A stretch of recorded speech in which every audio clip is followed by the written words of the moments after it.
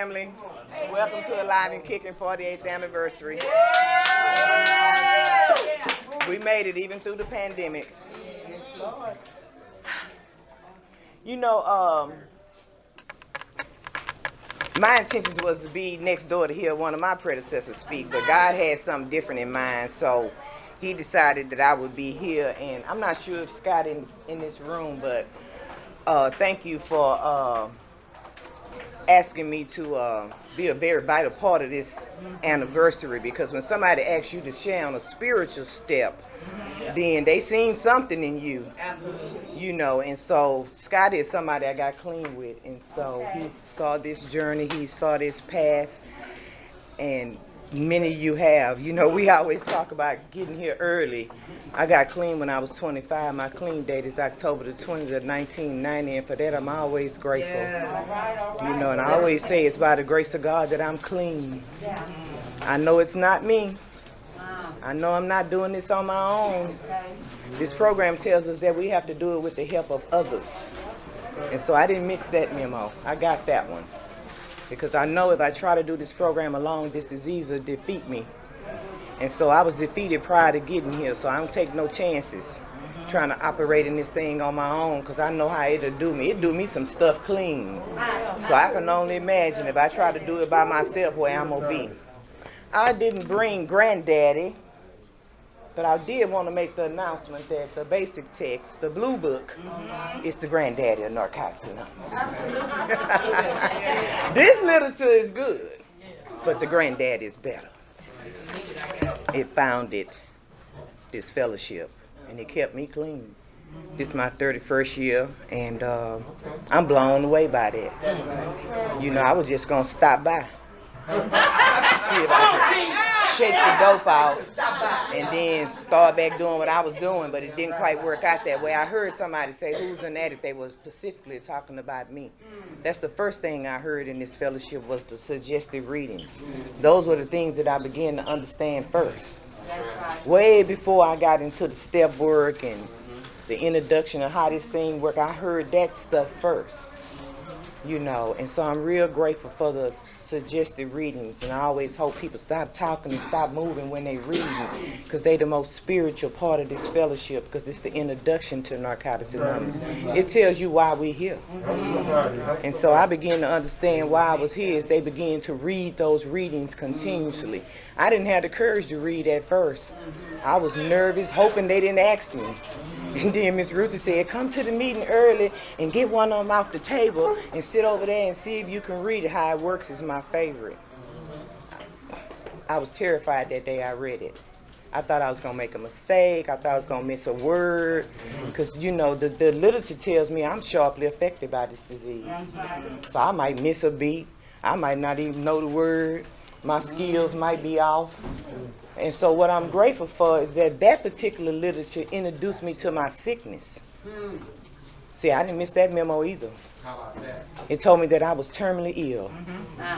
And that they didn't have nothing that could cure me outside of Narcotics Anonymous. This is the only place I ever been clean. This is the only time I ever been clean. You know, I'm a one-timer, they call them. All right. But I'm grateful for that too, because I've had some moments where I thought I was going. Yeah. So here we are with the Narcotics Anonymous Step Working Guide. All right now. So we're going to talk about the steps we got to bring the guide. So I get real familiar with page 107 because it talks about our own spiritual path. See, what it looked like for me, it might not look that way for you. How about that? How I'm trying to walk in it and learn it and practice it, it may not even be pleasing to you. You may not think I'm getting it right. But according to how I got here, I'm on the right track. See, because one of the things that I learned here is that unless I had some type of spiritual substance that I developed here, that then I was going to be acting out most of the time. You know, every defect was going to become obvious. I grew up here, so y'all seen them all. I got nothing to hide. I've been here since I was 25. Every mistake I made it right here in Narcotics Anonymous. Some I'm ashamed of, others I grew from. All right. Okay? It says the 11th step allows us the opportunity to find our own spiritual path, or further refine our path that we've already embarked upon one. The steps we take toward refining our path, and that we may walk down it. We define to a large degree on the culture in which we live, precious experience with spirituality, and what best suit us in our personal nature. See, first I had to get some help with my thinking. See, my thinking was off. Because everything I learned in the street, I brought it in here. Just because I walked in Narcotics Anonymous and heard the suggested reading and saw y'all running the meeting didn't free me from my thinking. I was still thinking sick when I got here. And my spirit was still sick. And so they said, well, Tammy, as you walk along this journey, your spirit will start to get better. Well, I didn't see that for a long time. I would like to tell you in my first year, I was spiritually conditioned. Now, somewhere around 15 years in this fellowship, I'm talking about 15 years in deep, and hit a second bottom in here. I got two bottoms, one coming and one in here. I began to understand the purpose of this step. And so I got it all written down. I got a list of things that's God's will for Tammy. They don't have to match to yours, but they working for me. Because look, check this out. When you start getting off in this step, you walk in the door and you think, well, what are they going to think? Do they think I think I'm better? Do they think I think I'm better than them? What are they thinking? So two things going to happen. Either you're going to walk in that step, keep practicing that step, keep seeking the knowledge of God's will in that step, or you're going to fold. That's right. And I've had some folds. Yeah. But you know what? Coming back from the folds, I continue to ask God to show me his will for me. Not only show it to me, give me the knowledge, give me the thought process. Because I told y'all my thinking was jacked up when I got here. See, some things was happening. Like, I had a job, but the job didn't really have no meaning and no purpose in it. It was just a job. And so I thought I'd get me a couple of husbands instead of a better job. Come on, T.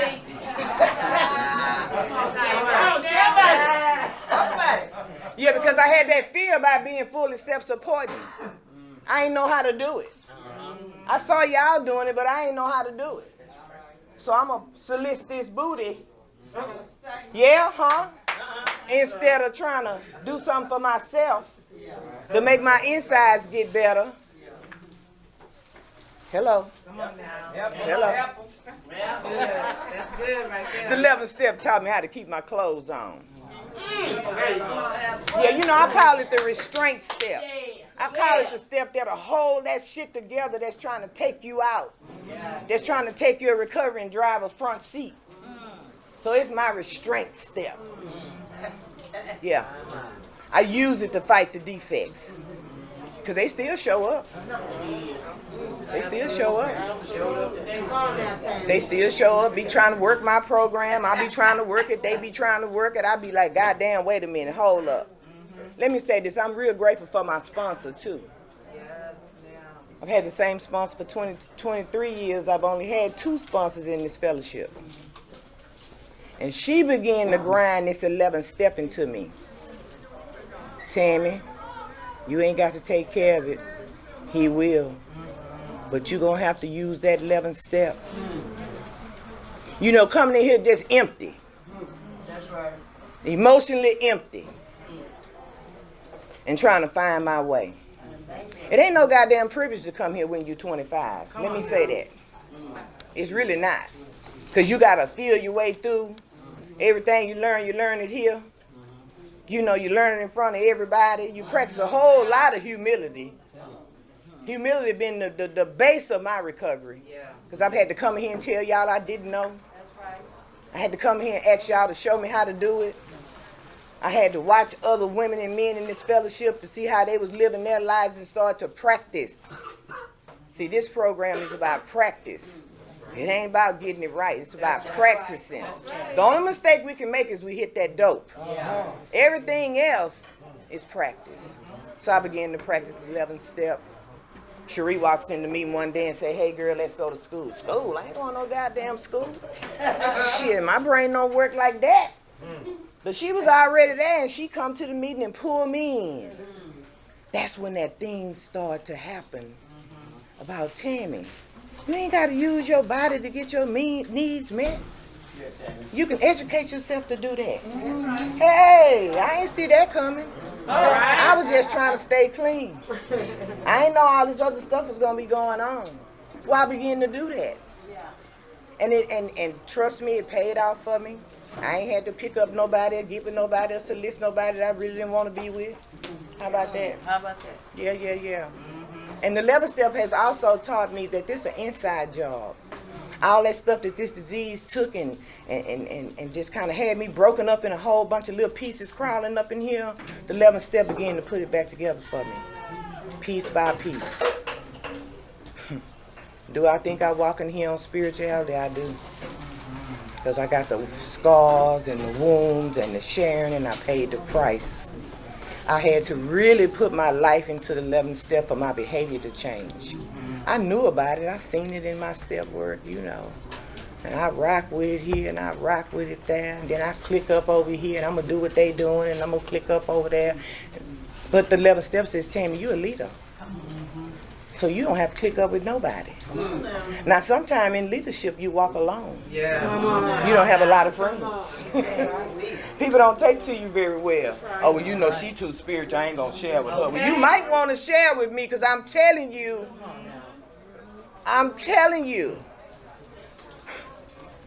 to get to the part about this a priceless gift, it took some hard work. I wasn't just sitting there, sitting at home, feeling like this disease crawling all over my skin because I'm about to make a move because I need $20 more on the rent. I'm about to get in some shit, see? Yeah, sitting at home praying and crying that I don't step outside of God's will for Tammy. Because his will for me is not to be in a sexual relationship for finances. Took me a long time to get there, y'all. Come on now. Baby, I'm telling you, it took some work.